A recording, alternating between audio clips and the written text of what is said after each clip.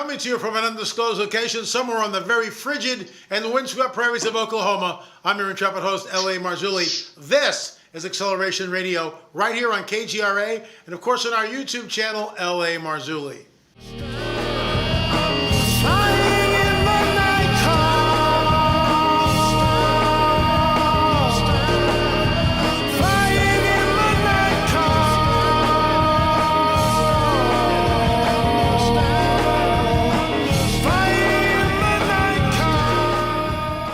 My friend here, Scott Carpenter, is the author of this incredible book, The Nephilim Among Us Updated.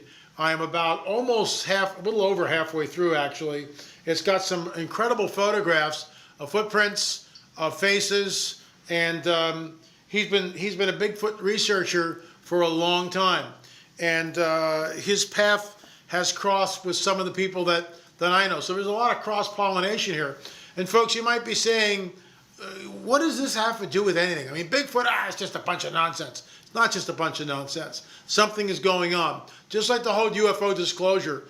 Like 30 years ago, I was looked at wearing a tinfoil hat and made fun of in Christian circles. Now, all of a sudden, it's on Tucker Carlson. So I have people calling me up and going, L.A., what you've been saying about all this is right. I can't believe it. Well, Scott Carpenter, who's right there on the screen, is one of the leading experts, I would say, along with people like Ron Moorhead and Melba Ketchum and others that have really delved into this whole Bigfoot phenomenon and written a book about it.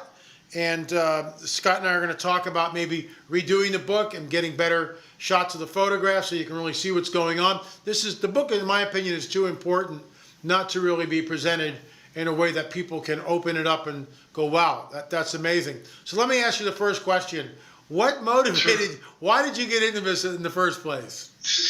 Oh, that's a long story. It was an encounter I had back in 2009, and I was fishing on a local lake. During my lunch hour, I worked in like a small office, so I was by myself. So I started watching YouTube videos, and one of the genres I was watching was Bigfoot. I had no interest in it, but it was just something to do for an hour. And they were whooping and knocking on trees and doing silly stuff. Well, while I was fishing, I don't know what came over me, but it was a very crisp morning, no wind. I was fishing. It's beautiful, and for some reason, I did 3 or 4 stupid whoops. And to my shock and amazement, I got a response. And basically, the response was something came through the woods, crashing through the woods, tearing everything up on the land that I was fishing off of, and basically came to the water's edge. It never came where I could see it, but it went back and forth, and, it made huffing noises. And then, of course, I hit the trolling motor because this thing, I was in shock and like, I'm way too close to the shore. So I started hitting the motor, and when the motor went off, it got its attention. And there was a moment of silence or two, and then one last hump, like a hump. And then it just slowly, bipedally walked back up in the woods. And so, I'm sitting there in another shock, like, what has just happened? This is crazy. Because, this is just nonsense. But I couldn't let it go, and the bug got me. And so, a couple weeks later, I know where the area was, and I grabbed my camera and put some boots on, and I hit the area, and that's how it all got started. Well, let me go back to that first encounter, because you tell it, and people listen to that and they go, oh, whatever. So you're alone in kind of a wilderness area, and something really big is coming down the woods towards you. What are you thinking? What's your reaction? What's going on? Well, at first I thought, well, this is somebody on horseback, because this area is a recreation area. But it's really thick and full of briars, and it's not making any sense. I mean, this thing is like is loud. I mean, it's limb breaking, stomping. I mean, this is like Jurassic Park type movie right before the dinosaur burst open and burst through. I mean, this is not something small, And so, I'm dumbfounded. I mean, I don't know what else to say. If you can just imagine this, pristine lake, no wind. It's really, really quiet. Behind me is a large subdivision, across the lake, and you could hear a pin drop. And this thing's just, this is just a surreal, scene that's been coming down, coming towards the bank. I didn't have any clue what it was. It was just, it was one of those deals where, I'm just kind of in shock, and my mind's racing about 900 miles an hour.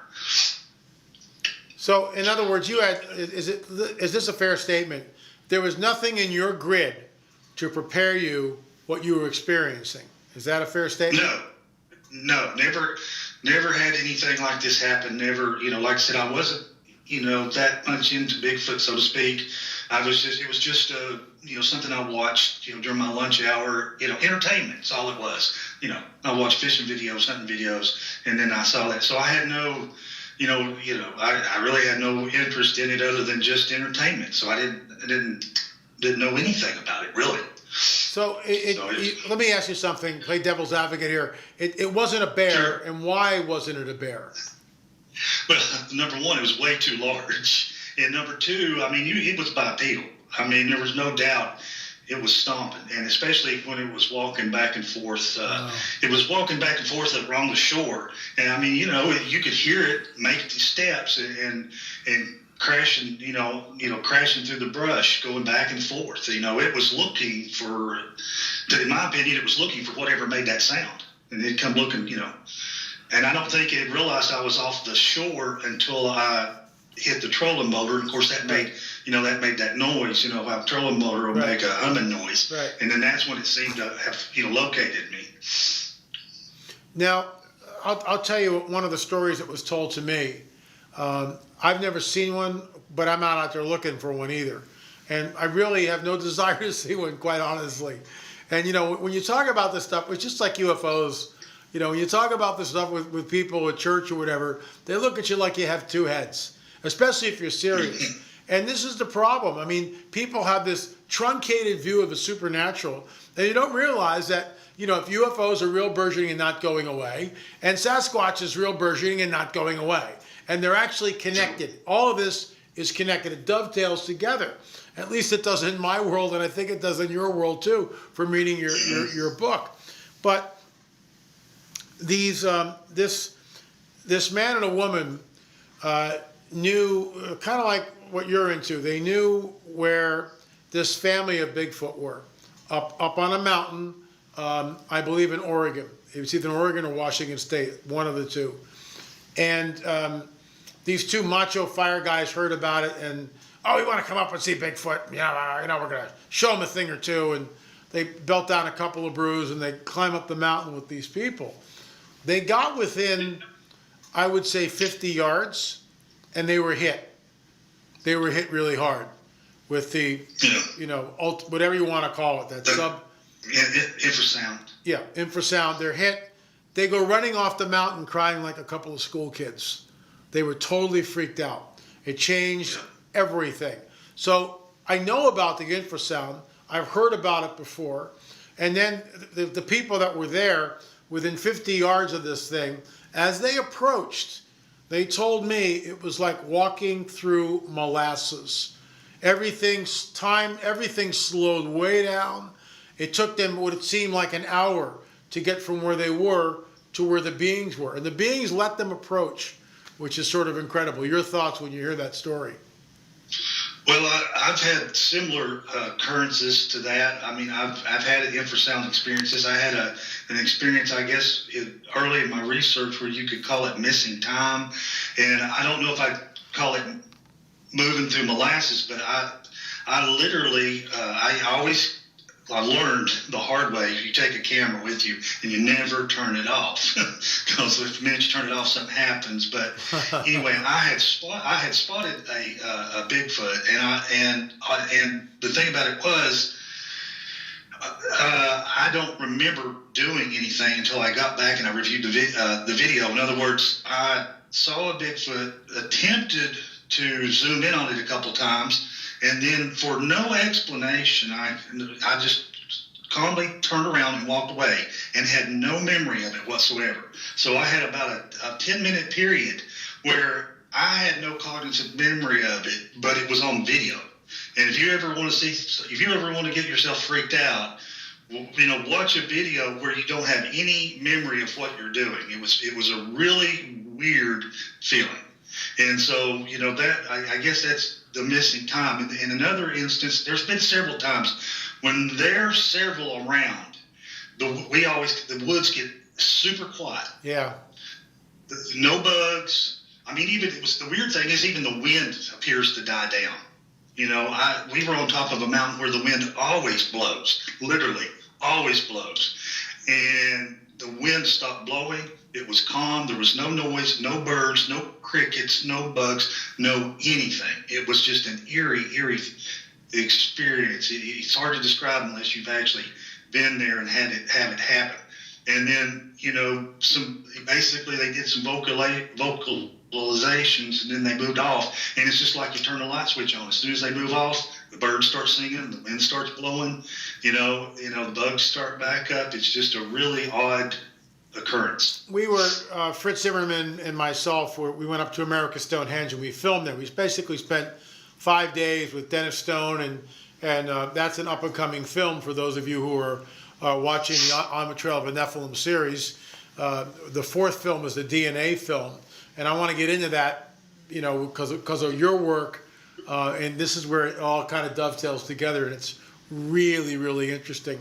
But we were looking for this. We were in a national park, national forest, and if Dave Pilates was here, he'd be going, "Oh, don't go in there," and rightfully so. And I get that. And we went in, and we wandered in that place for hours trying to find this stupid thing. We couldn't find it.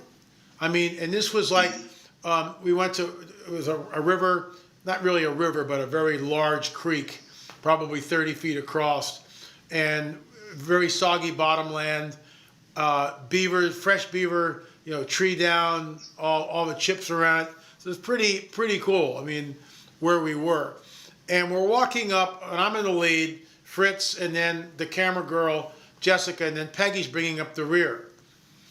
And we were walking up this trail, and all of a sudden I go, hold it, don't move.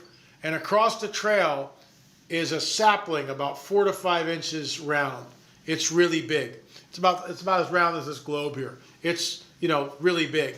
And I go over to it, and it's basically about 3 feet up, and then like this over the trail, and it's twisted. It's not broken.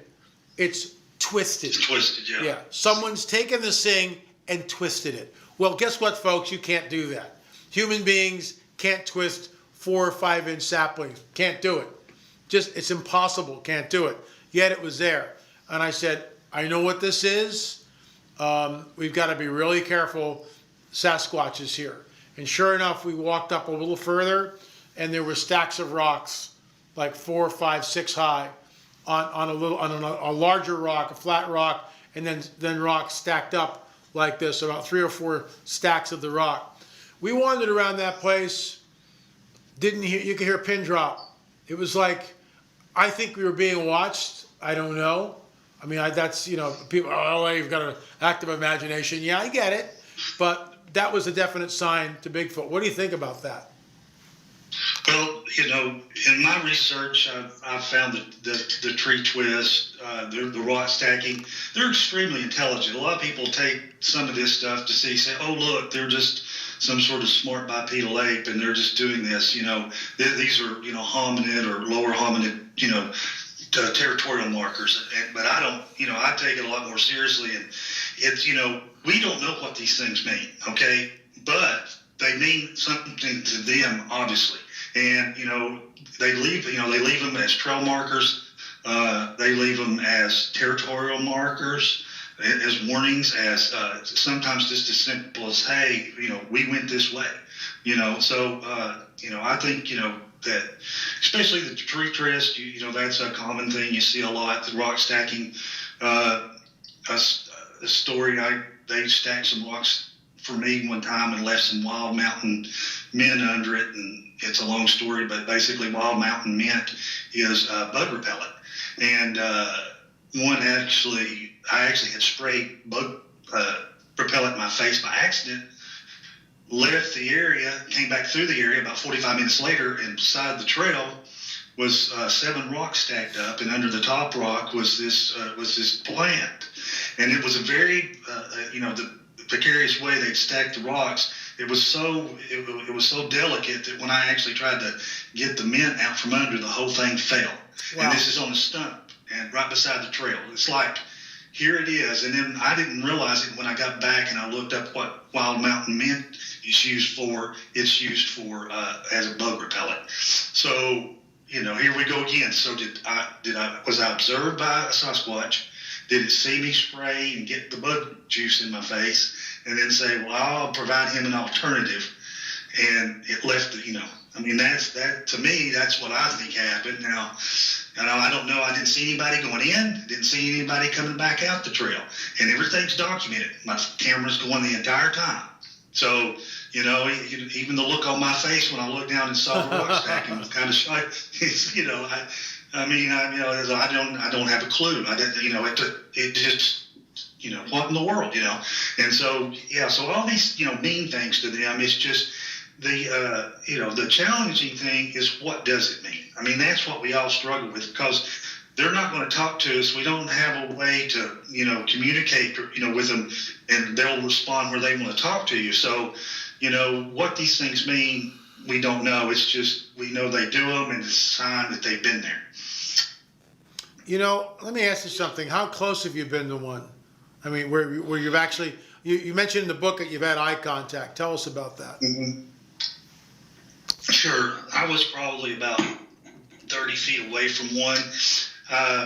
Early in my research, I had an area, and I had what they call a feeding station. I mean, that's basically, you start off and you find a place where you leave them gifts, and or food, and they leave you gifts, and then you start interaction. That's kind of how the interaction starts. It's usually a gift-giving thing. Usually you will bring them food, something like candy bars or peanut butter or something like that, and they'll leave you a feather or a rock. Now, I don't do it anymore because to me, it's paying homage to them. And I'm not, after I figured out what they were, I stopped that, because I'm not going to sacrifice or whatever, pay homage, give them some sort of food. I just don't believe you ought to do that. They don't deserve homage, so to speak. So anyway, I'm due to some circumstances, I'm having to move my feeding station. Of course, at this time, I had trail cameras at different angles and doing all kinds of things. And so I'm taking everything down, and I get the creepy feeling I'm being watched. And I kind of look over to my left and squatted in some very thick brush. The area I was in was an open area surrounded by extremely thick brush and briar. So, and I look over, and I see it, and it's basically squatted down with its knees together and its arms on the outside, and it's not looking at me. They 99.9% of the time, they don't like to make direct eye contact, and so it's looking not at me, but kind of down at the ground to the right. And I'm over on its right side. And so I've got my camera, I'm all excited, so I start zooming in, So as I'm zooming in and I can really get a good look at it, I mean, I turn off the camera, zoom into infinity, and literally just staring at it with my mouth open. Wow. And it's like, oh my goodness, and then he slowly turns his head towards me. We make eye contact, and he makes it, I can see his facial expression. He wrinkles up his brow, just kind of looks like that for a second or two. Then he relaxes his face, almost like, oh, I recognize you.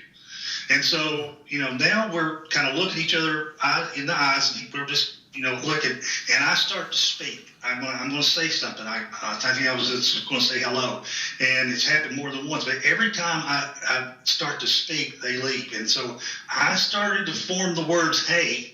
And he spun around on he pulled his legs up, he spun around on his legs and pushed his legs through and pulled himself through, and he shot through the underbrush on all fours.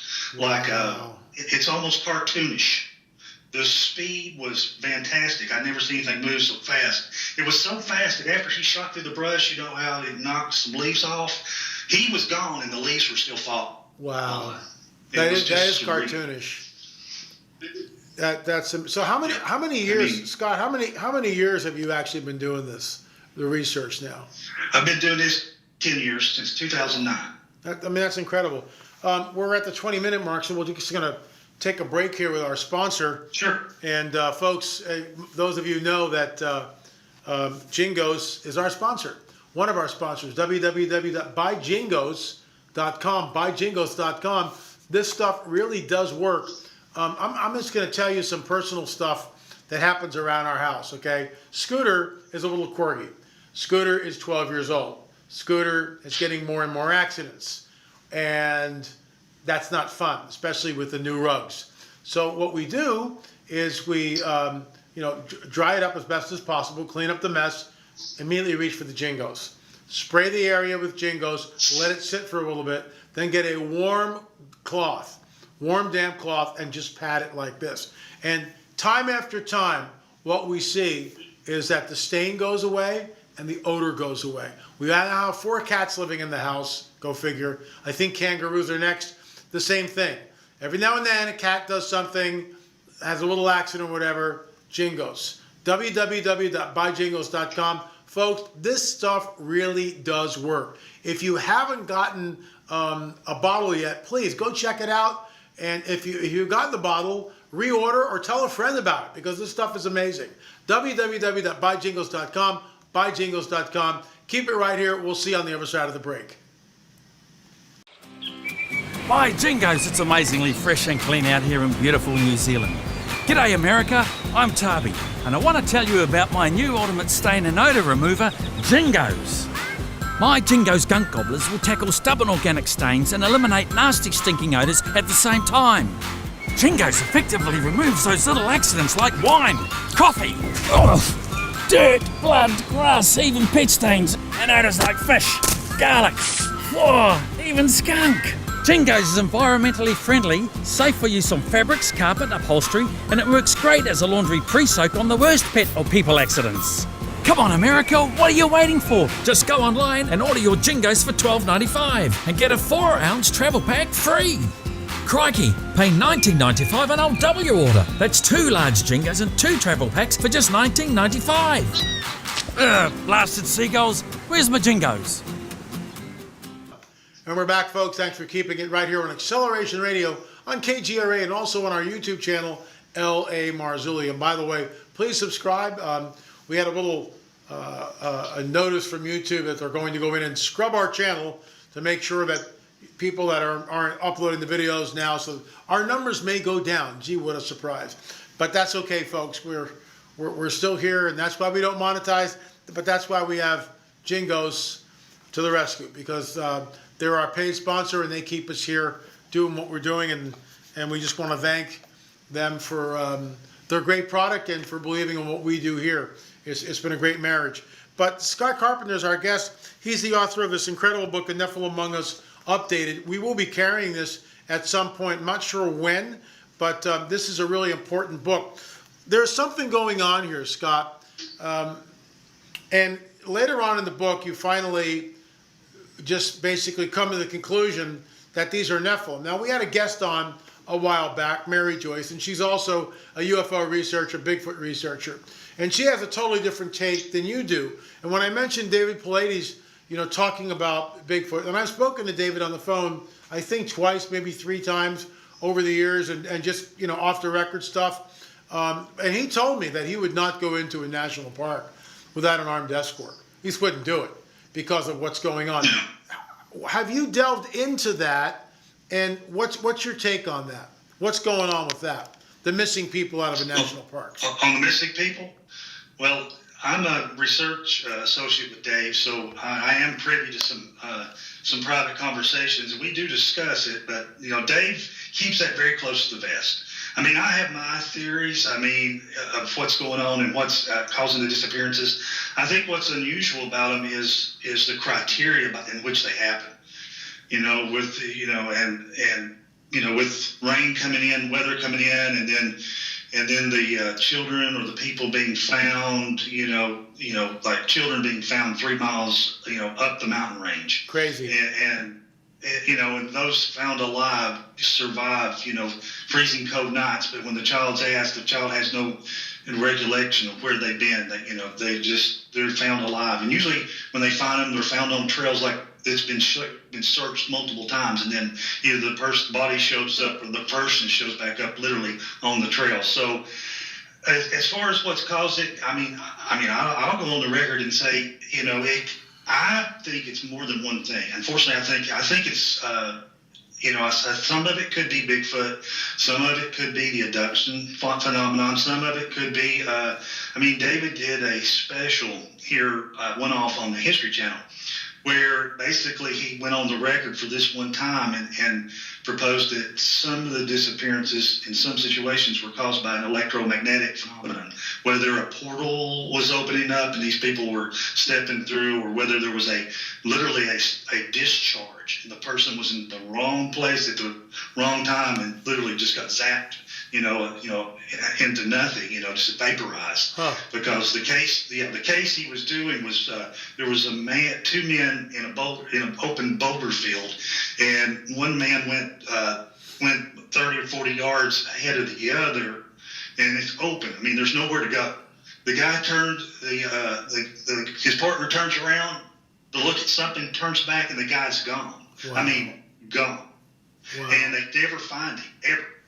And so, but they do find some very anomalous, magnetic readings in this boulder field, and then they later go to an area where they actually literally, it's in the Pueblo, cliff dwellings where they actually found near one of those places where I think the elders were trying to open portals. They actually found a time dilation.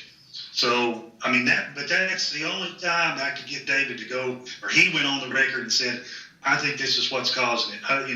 Otherwise, out of respect for his, for the victims, he won't. But I think I personally think there's probably a combination of two or three things going on they're causing these disappearances. Now, with your research, originally you were looking at this as some sort of a bipedal ape or whatever, or hominid, and then the more research that you did, and we'll get into the DNA here in a little bit, but at some point you kind of turned and you said, wait a minute, something else is going on. Tell us about that. Yeah, when it first started, I think, I was it's a bipedal ape. But as I began to do things like, put out trail cameras, and I never could fool them with the trail cameras. This is a dumb animal. We'll put this to bed in 5 minutes, right? Right. We'll get the trail cameras. We'll give them some food. They'll take the food. Voila.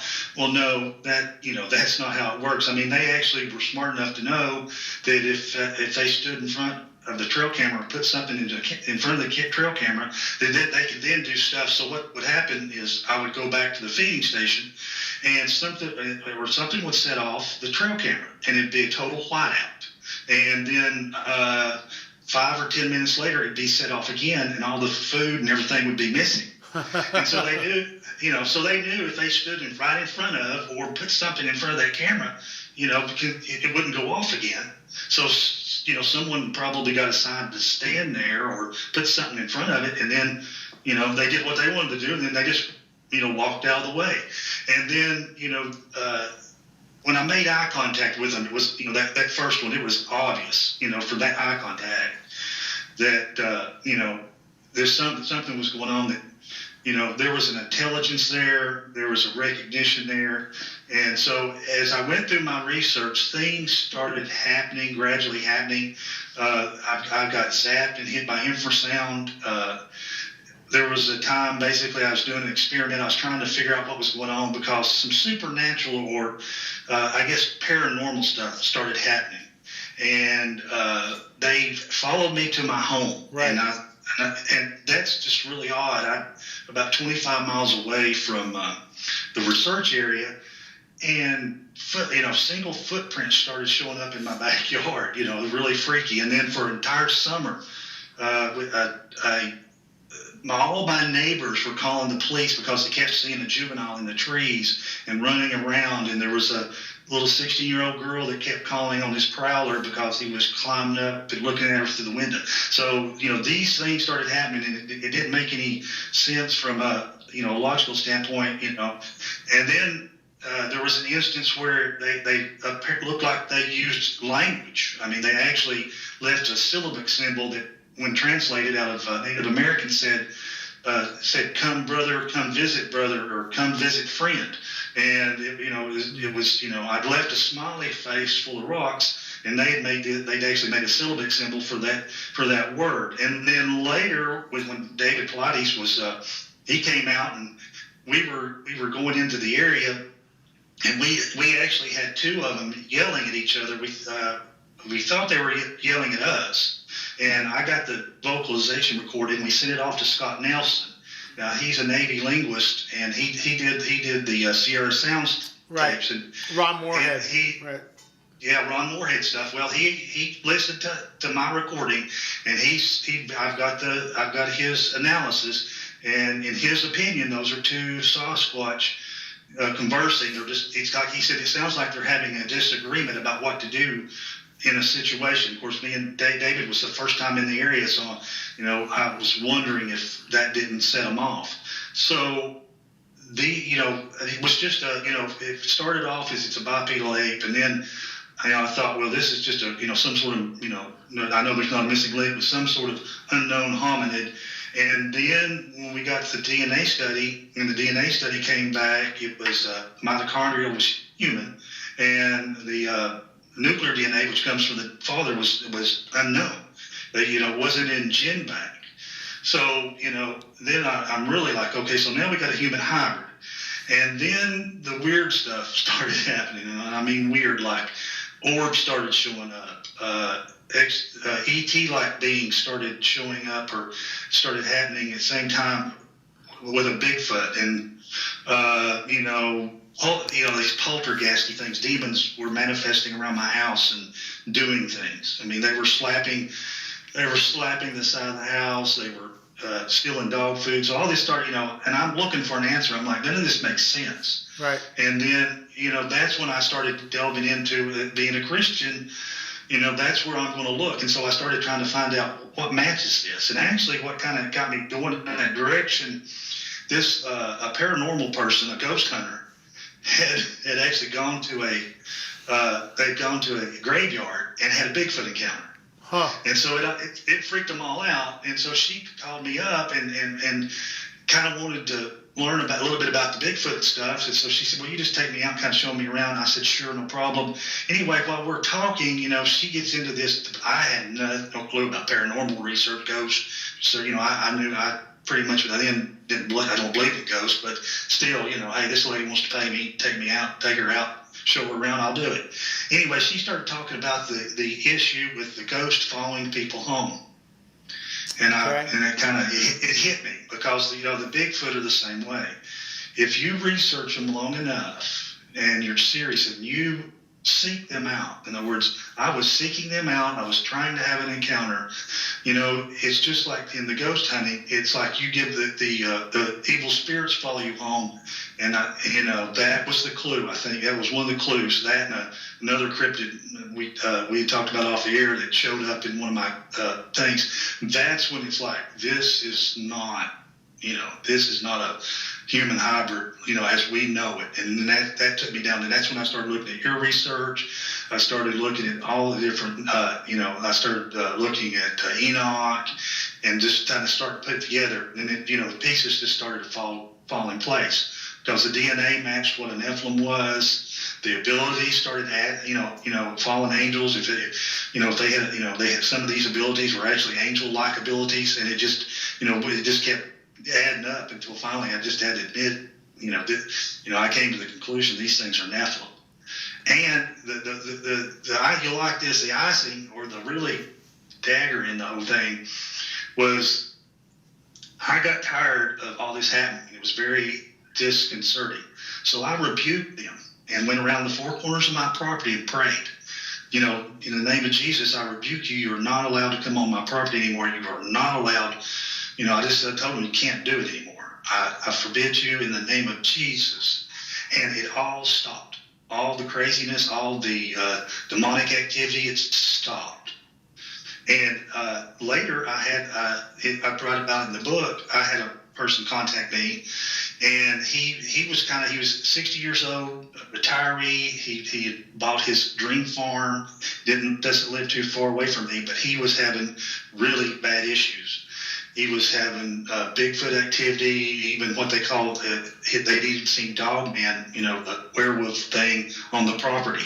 He said there was like a dark cloud, a bad feeling all the time. He didn't feel safe going outside. He always took his gun.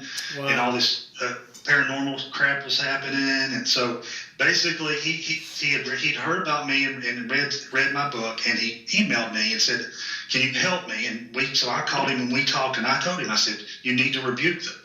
I said, go to your just like I did. I said, go to your four corners of your property and rebuke them and pray. Tell them that, in the name of Jesus, you rebuke them. And I said, also, pray it before you go out to do your chores and stuff. I said, I pray every time before I go out or do anything like that. And it was about 2 or 3 months. The guy there was no contact, and he finally emailed me back, and he said he waited so long because he wanted to make sure it took. But basically he said, he said it's wonderful. He said I don't have to worry about anything anymore. I don't take my gun. I can go outside and it's fresh air, and I'm enjoying my property again. I don't feel, my grandchildren are endangered. None of all that activity totally ceased. And so that's where I get back around to if the Sasquatch Bigfoot is just a human hybrid, just a bipedal ape or something like that, and you call upon the name of Jesus, it would have no effect. It's kind of like the lion's charging you, right? And I say, I rebuke you in the name of Jesus. Most likely, he's going to eat me. Okay, let's just be honest. Right. Yeah, but you've got this superhuman creature, 8, 12 foot, 5, 6, 700 pounds, can literally pop your head off. Yeah. And by rebuking it, it totally leaves you alone. And that to me was that was it. At that point I knew.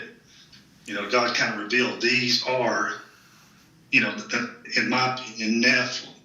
It's interesting is, you talk about the Bigfoot, the whole ET thing, UFO connection. I mean, it's all connected. Definitely connected. And it almost seems, Mary Joyce was talking about this, that there seems to be almost like 2 different kinds. Some of them are like in league with the saucers, with the UFOs, and seem to be under their dominion, for lack of a better word, and others seem to be more, forest creatures. So it's hard to figure out really what we're looking at. If they are Nephilim, then we should see the DNA, which is the result.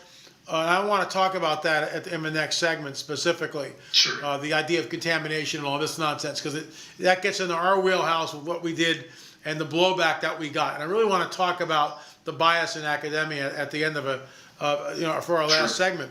But if they are Nephilim, and you talk about this, you sort of allude to it in the book, there seems to be protocols, like rules, that these entities have to follow. Tell us about that. Yeah, I started noticing, certain behaviors. It's like a rule set. The way they try to communicate. It's very subtle. In other words, at first I thought, well, maybe it's because they're so stealthy, and because they'll do something that only you know. In other words, they'll do something so just minor or minute. Let's say take rocks and turn them 180 degrees to the right.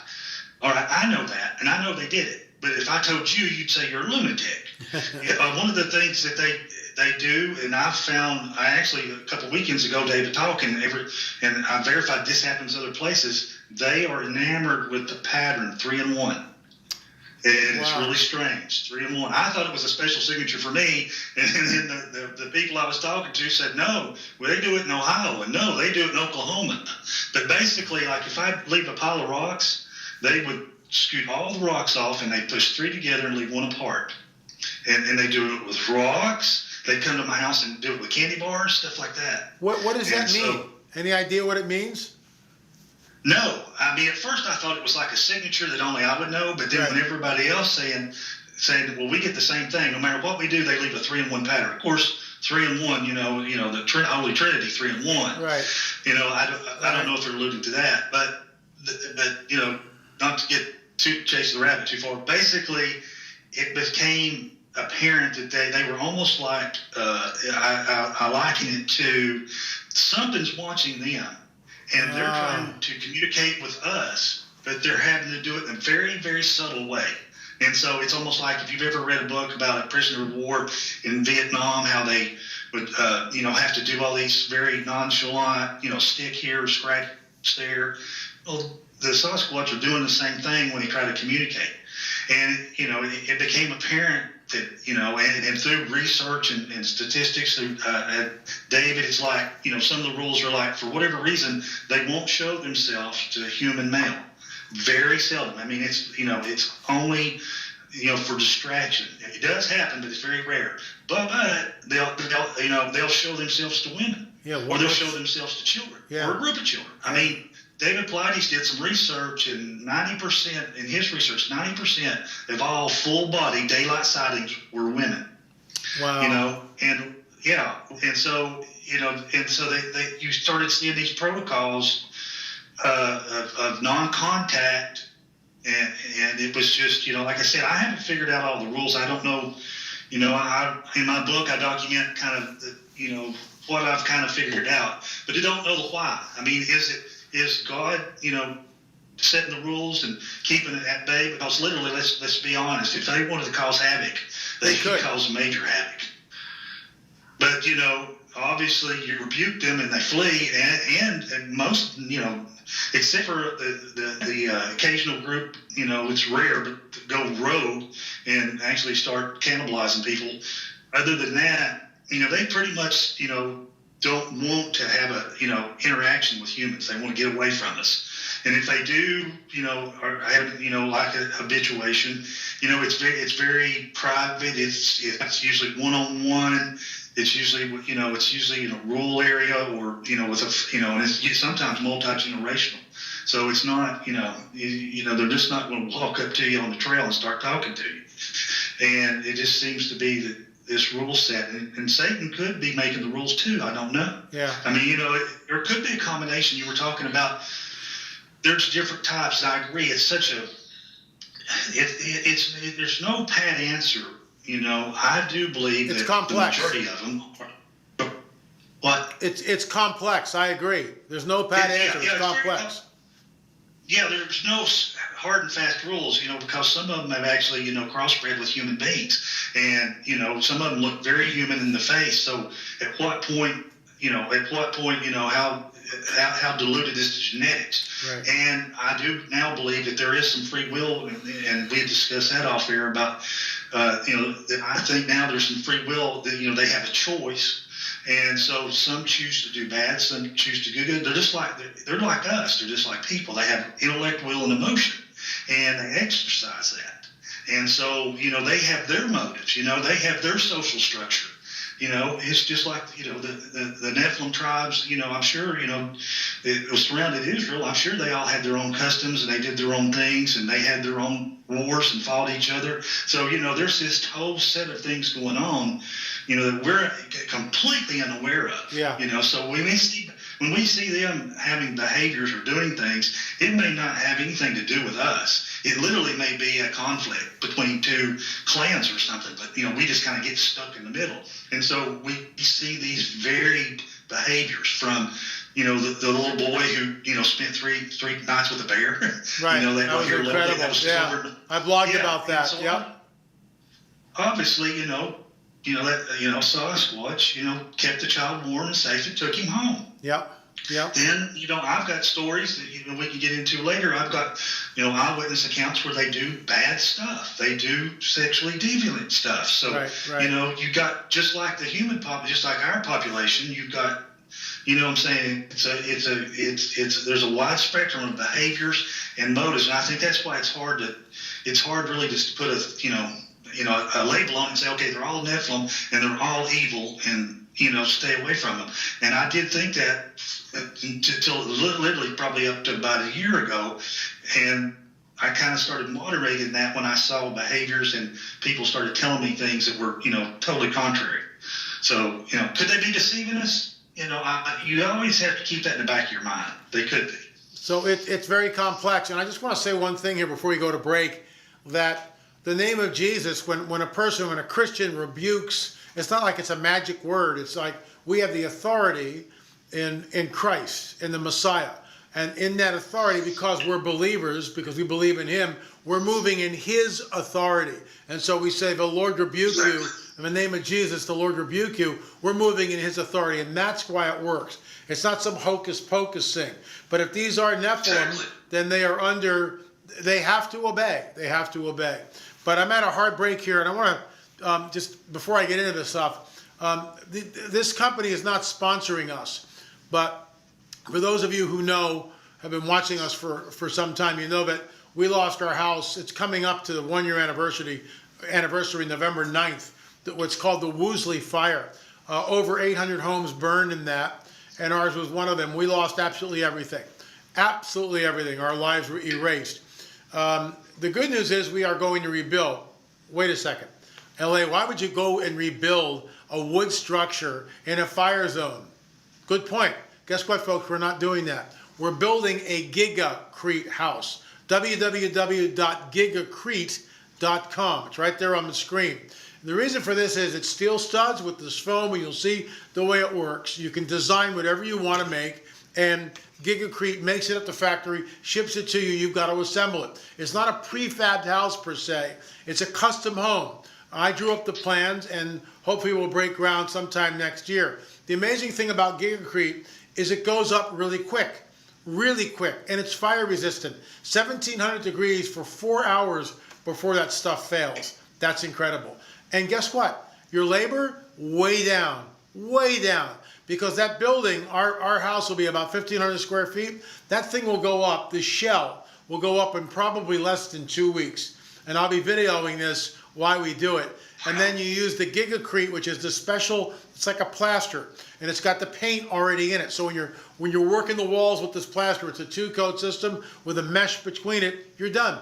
So there's no insulation because the foam is there. The foam has holes for the piping and electrical, everything's already pre-drilled. So you're cutting way down on the labor, and we had a bid for the entire house, 77, and that's with the garage, which is 20 by 23, basically $77,000. So you put the windows and the doors in, and we're ready to go. www.gigacrete.com. Check this out. We'll see you on the other side of the break.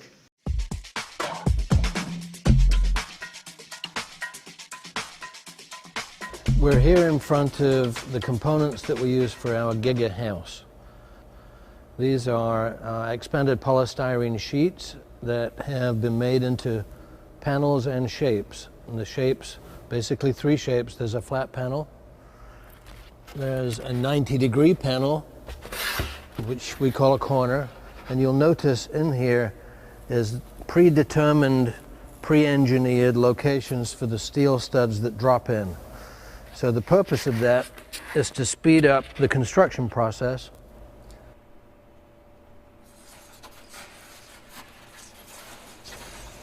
And on this piece, this is a T. So this is an intersecting wall. And then I'm going to turn around and show you where these actually fit into a project. Here we've got a flat panel. The corner here is actually a T, that's the intersecting wall. And then on the other side of that would be the corner of a house or the corner of the building. And then a slice through the panel shows how the steel studs, which are conventional steel framed components, slide into the panel. So the purpose for the steel studs are actually the structural components. And this follows conventional steel framed engineering. Steel framing has been around for decades. What we've actually done to make things a little bit different is we're predetermining in the thickness of the expanded polystyrene panel exactly where the stud goes. So we conform to the typical 24-inch on center placement of studs, only our connectors, which are actually 2 studs connected to each other, become a 4x4. The code calls for 1 2x4 every 24 inches. In this case, we're using a double stud, so now that 2x4 becomes a 4x4. So now we have a 4x4, then a 2x4, and then another 4x4, 2 more studs than called for in the code. So we're getting a lot of extra strength from that. The speed to construct obviously is increased hugely because Normally you measure individual studs one at a time. You have to make sure they're nice and square. Over here you can see, here's the intersecting wall. There's a sliding connector that goes in here, a 4x4. There's the 2x4 at 24 inch on center. And then here's another 4x4 slide down connector that locks this to the next panel. You can also see here the thickness of the panel, the fact that the steel is embedded in the middle of the panel, so we've got a thermal break from the temperature being outside here, getting to the steel and transmitting through. And then here you'll see there's conduits. There's actually one here at the top, one here in the middle, this would be for light switches, and then one down here for wall outlets that would be located above or below this line. At any point you can cut into the foam to access this conduit, which runs all the way through the panel, including the corner components.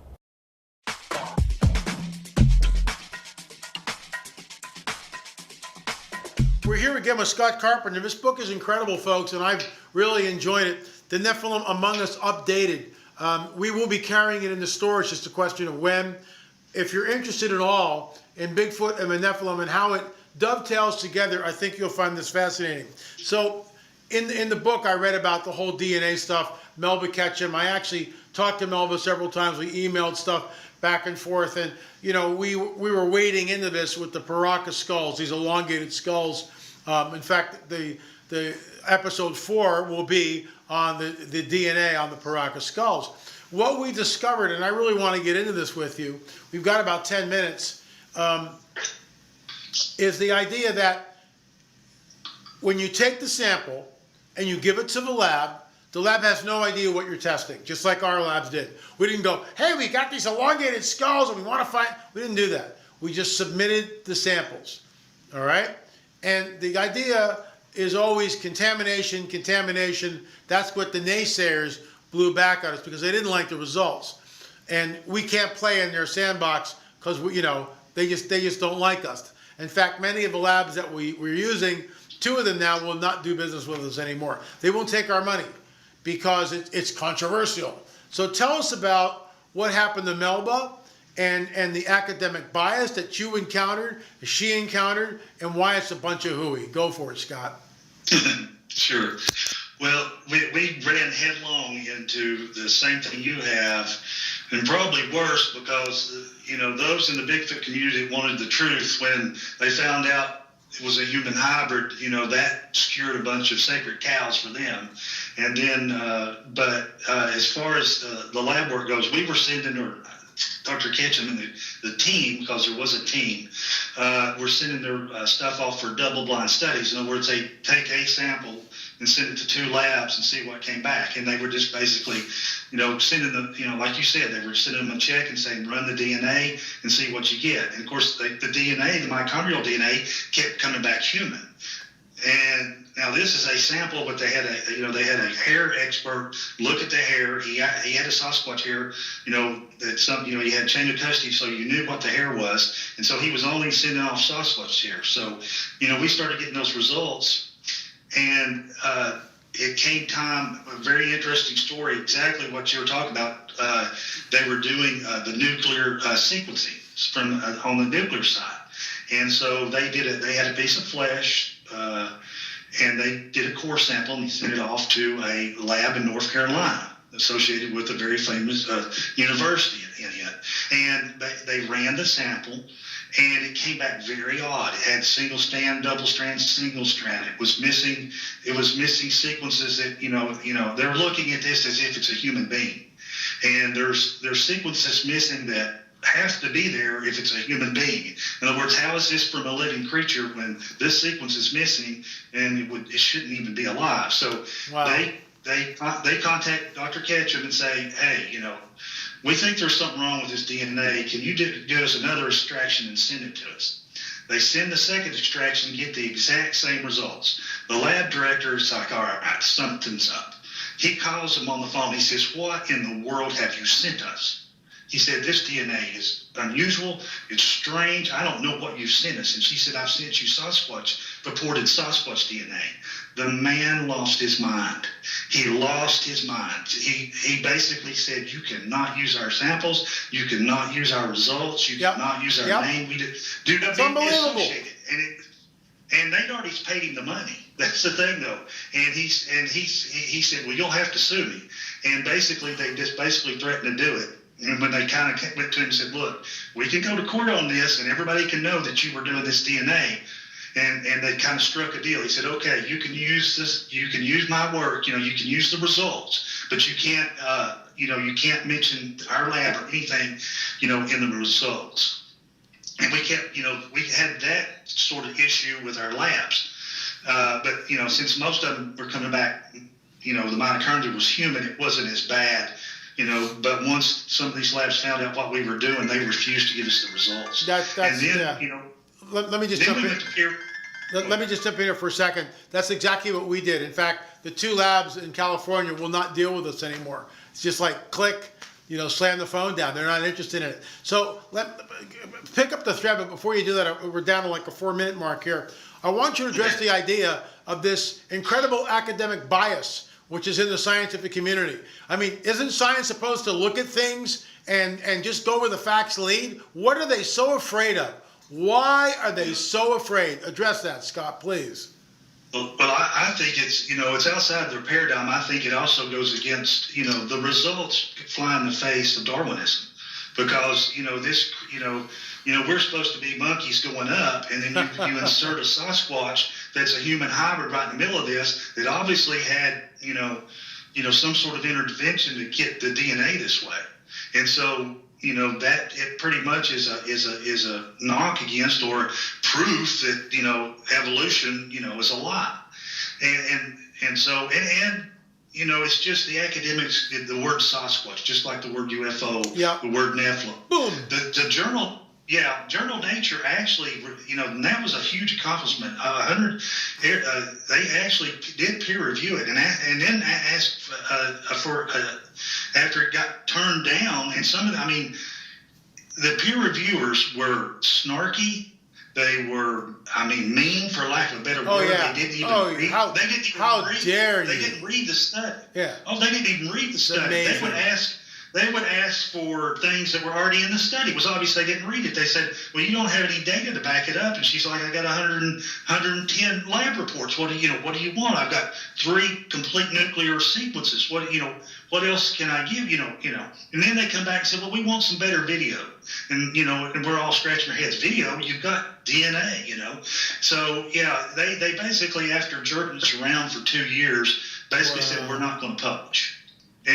But it was if you look into the Journal Nature, they get about 174,000 papers a year, and they only select about 7% of that to do their, to actually peer review.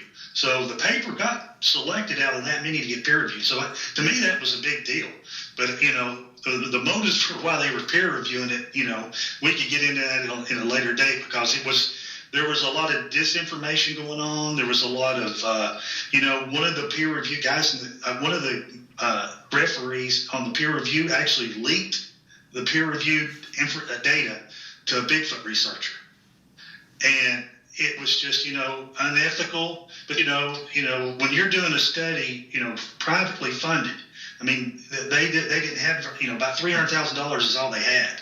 And this is back before DNA was even cheap. It was $5,000 a run, sometimes, 7 to 10, depending on what they were doing. Wow. So that, that very quickly, you run through that money quickly. And it was just, like you said, I think, the bias was awful.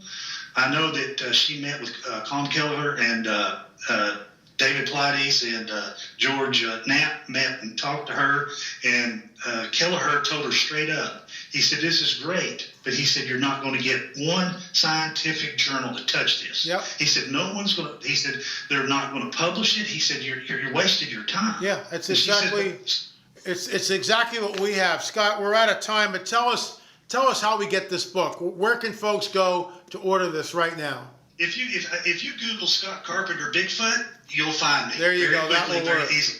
And then I've got the books I self-published on Amazon. And for those who are Kindle people, I've also got a link. You can get the ebook. Scott, really appreciate you coming on the record. Thanks so much. That's all the time we have for folks. Remember, thanks for watching, and we'll see you on the air or in the air. The story of the reptile, called the Prince of the Power of the Air, because there's real demonic power and forces behind these locations. I heard a commotion and I turned around and there's no question there's a spiritual implication. Is it was built upon monolithic stones, which so it was originally a Nephilim stronghold. So what we're seeing that little stick figure. The table was actually levitating by itself. Sites are Nephilim architecture, have anything to do with fallen angels, and of course that means demonic activity. And something hits me right on my belt, knocks the breath out of me.